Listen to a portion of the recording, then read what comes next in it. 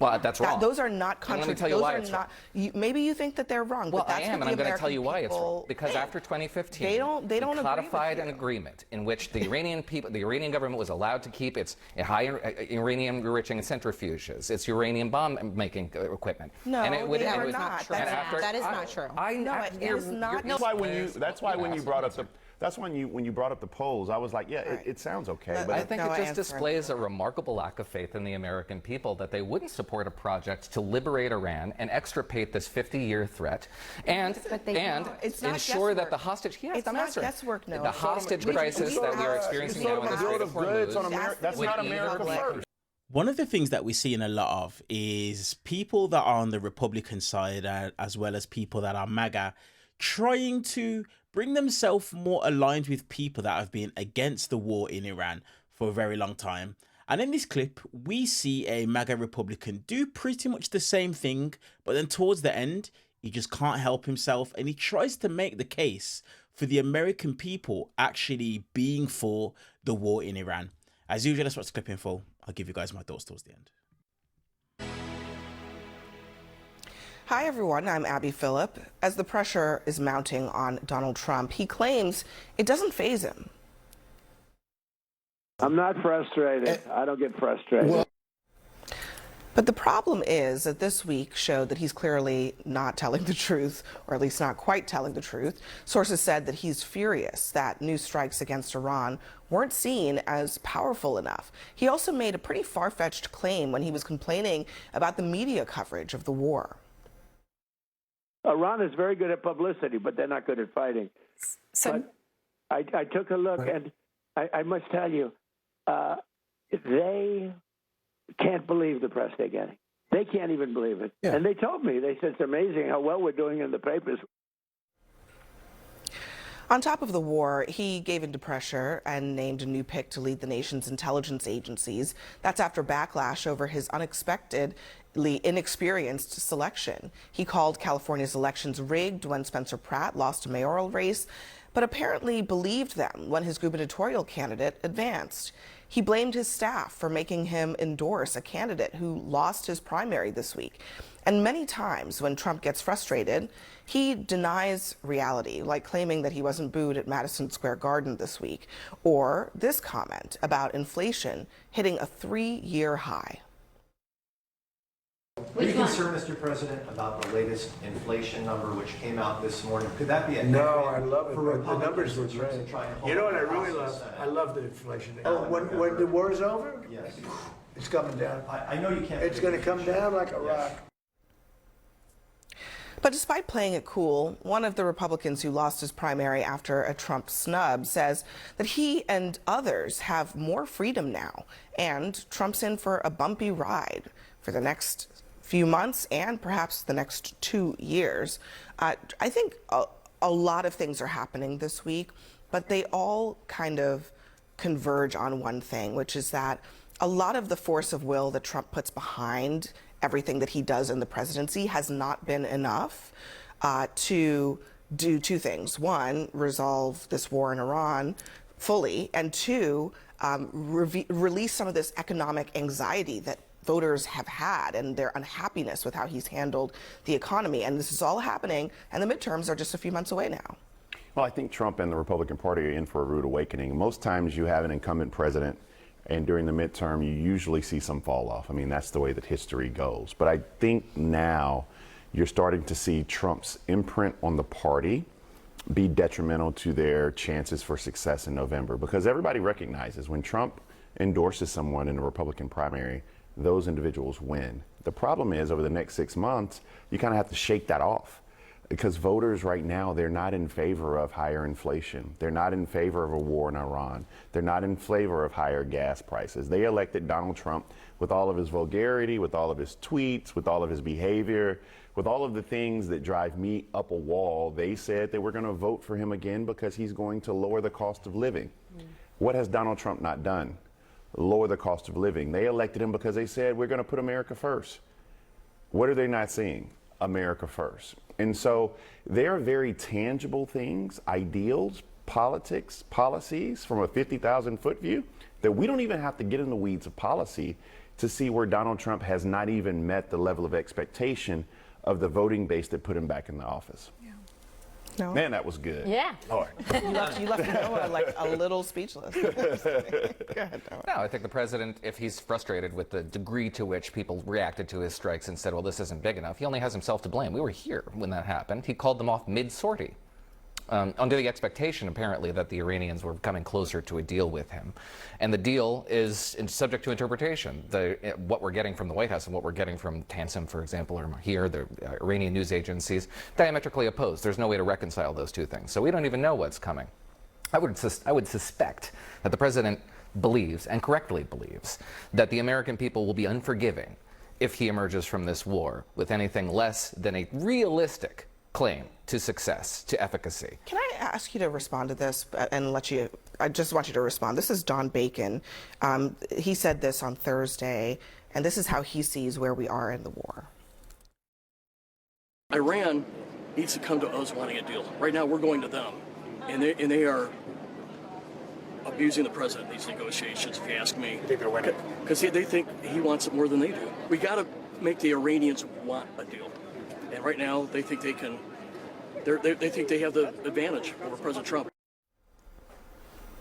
I just wonder, based on what you were just saying, I mean, do you think that's an accurate interpretation of where we are? I don't think it's an inaccurate interpretation. I'm too removed from the process to know and I don't suspect Congressman Bacon is who I really respect. I don't suspect he's close enough to the process either to know precisely what the Iranians are thinking. Look, the blockade is having a significant effect on behavior of the Iranians. We don't even have to be in the room to know that Iranian behavior is shifting as a result of the economic complications that they're facing, the degree to which the IRGC can't pay its subordinates, etc. That's pressure that should continue.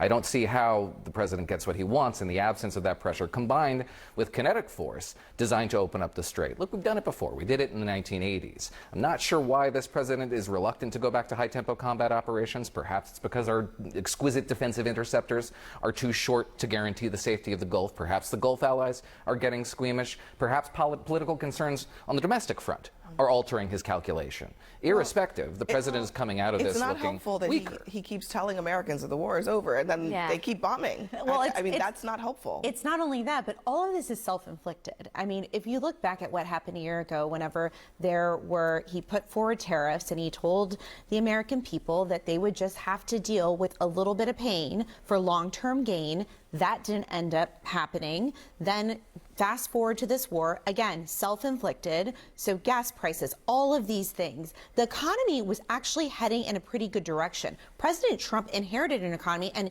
at the start of his presidency, it was going in the right direction. All of the things that he has done, he's gotten in the way of the American people prospering, and the American people are starting to see that, and now they don't really believe him anymore every time that he says, listen, just bear with me for a little bit. And so I think that if you're looking at this week in totality, everything is because Donald Trump caused it as we're heading into the midterm elections. Yeah, and I also think he's just like unabashedly being like, I don't care. That's right. I mean, almost 50% of Americans, they can't afford the essentials, like diapers, food, shoes for their kids. And he has said over and over again, basically, like, I'm going to put billions into bombs and pennies for moms. And he's going to pay the price of that. Like, the math is not mathing for American families. You can't hide behind that. It's just facts. I mean, that chart, look at this chart, the inflation chart. Producer price index and the consumer price index, both up sharply for the month of May. I mean, that's directly a result of the war. Inflation is now officially eating up wage increases. And so it's just not a good fact pattern when you run on bringing prices down and then prices spike. Yeah, and that's not the only consideration. Americans are not in favor of Iran getting a nuclear weapon. They don't like the Iranian regime. They don't want to see it continue to exist. I kind of wish that he had approached the American people and said, listen, you're going to have to bear a little bit of a burden in your pockets for a while so we can extirpate this. But they also just don't like this war. I mean, they agree with you on those two things, but they don't like the fact of this war, and they don't like how it's been The legislative way to do that would have been for Donald Trump to actually go to the United States Congress and make his case there and build a coalition to actually authorize war powers to go and do this. The problem with what you're saying is that although we all around this table agree that Iran does not need to have a nuclear weapon, and I would venture to say the overwhelming majority of Americans actually would agree with that, the way that we went about it from the very beginning poses a problem. So now this happened. You have Marco Rubio, who articulated 2 weeks ago this litany of successes that they've had.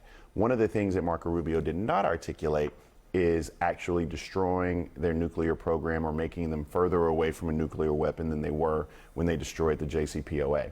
So what I'm simply saying is, if Donald Trump, he's put himself in this box, if Donald Trump ends this war and the nuclear program in Iran is not destroyed, not just disrupted, but destroyed, this is not a success. That is a hell of a bar that he set for himself. And you're going to start to see Republicans, we're already seeing this, Tom Tillis, Cornyn, Cassidy, McConnell to some extent, basically saying it's time to cut bait. Right. Because we have a midterm coming up, and this guy in the White House is doing what's good for him, but not what's good for the rest of the And also, I think if you ask the American people, do you want to get rid of nuclear weapons in Iran, or do you want child care? I promise you they're going to pick child care. But you can't deliver child care. Hang on one second. Excuse me, you can deliver you child care. can. You absolutely can. You've No, had the federal Vermont government do can it. promise you child care. It can take your money out of your pocket. It's not going to give you child care. Private providers give you child care. That's not It can true. promise to pay. That's actually not true. That is actually how That it is- works. The federal no. government disperses money that extracts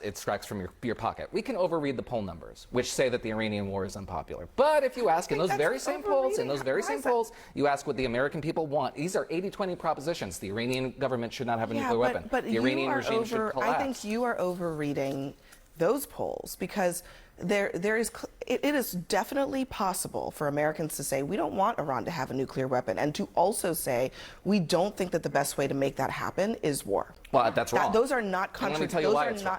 Maybe you think that they're wrong. Well, but that's I am, what and I'm the going to tell you why it's wrong. American Because people after 2015, they don't we agree codified with an you. agreement in which the Iranian government was allowed to keep its high uranium enriching centrifuges, its uranium bomb making equipment. No, and it would, they and are it was not. and That's after, that is not true.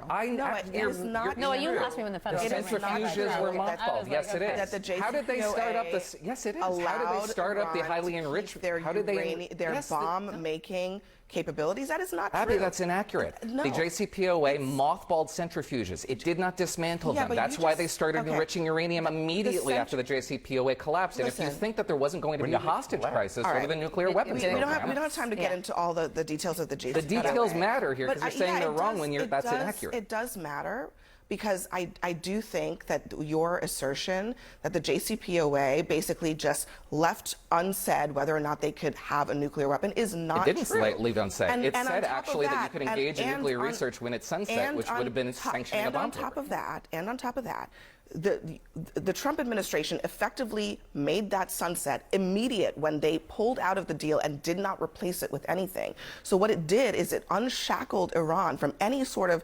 prohibitions or oversight over what they were doing, and then they immediately started enriching to a level that is close to can we go back bomb to grade. just a simple question? So I'm not saying that the JCPOA was good or perfect. I'm just saying that the absence of any sort of constraints is the main thing that allowed Iran to Can we just get back to like a very simple question that I would ask? Okay, last thing. That I would ask a voter, and I would ask you. I would simply say, the only way that you can destroy Iran's nuclear program is to put boots on the ground, right?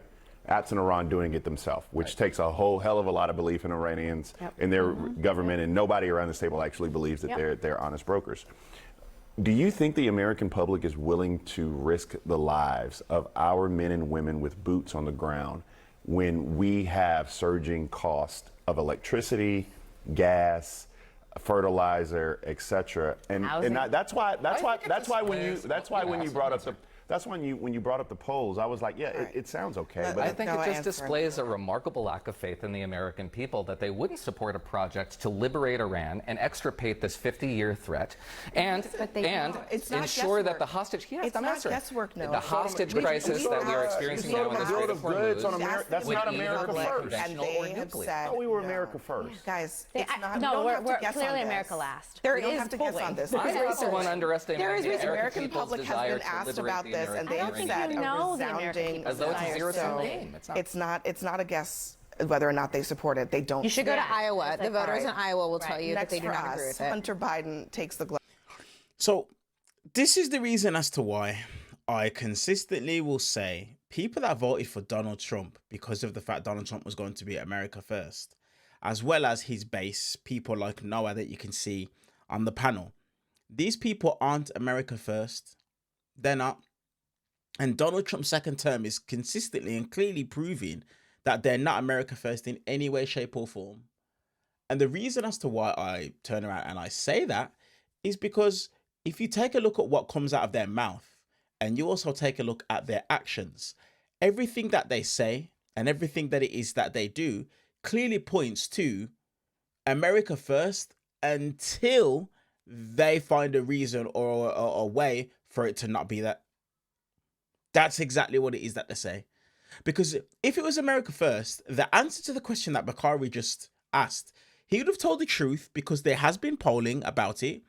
And the answer to the question, just plain and simply, would have been no. No. The American people do not agree with that. I don't agree with that. But the fact that it is that these Republicans will sit at the table, and bear in mind, none of these guys themselves would actually go over there and fight, but they have no problem sending other people's children to go out over there and fight. They don't believe exactly what it is that they're saying. They don't. Because if they did, they'd be 100% honest. But furthermore, if they did, they'd either go over there and fight themselves or they'd be glad to send their children. But they won't do that. These people, you can't debate with them because they debate in bad faith and they don't tell the truth. There is no defending or trying to justify why America still needs to remain within Iran. And the last point that I'll make, these guys will always try and argue and debate against the JCPOA. But we have to look at the facts because facts are what matters. And like Republicans consistently say, facts don't care about your feelings. Whether you like Barack Obama or not, the deal he agreed, it worked. Do any bit of research, ask any artificial intelligence to run the information, run the data for you, and it will tell you, ultimately, it worked.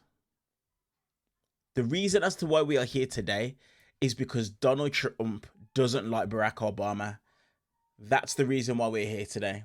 And as a result of him not liking Barack Obama, the setup, the deal, the infrastructure that was put in place to prevent Iran getting a nuclear war was ripped up. All because of ego, or because of pride of one man. And now they utilize that exact same excuse to try and turn around and say things along the lines of Iran can never have a nuclear weapon. How this thing turns out is going to be very, very interesting. Let me know your guys' thoughts in the comment section below. See you guys in the next one.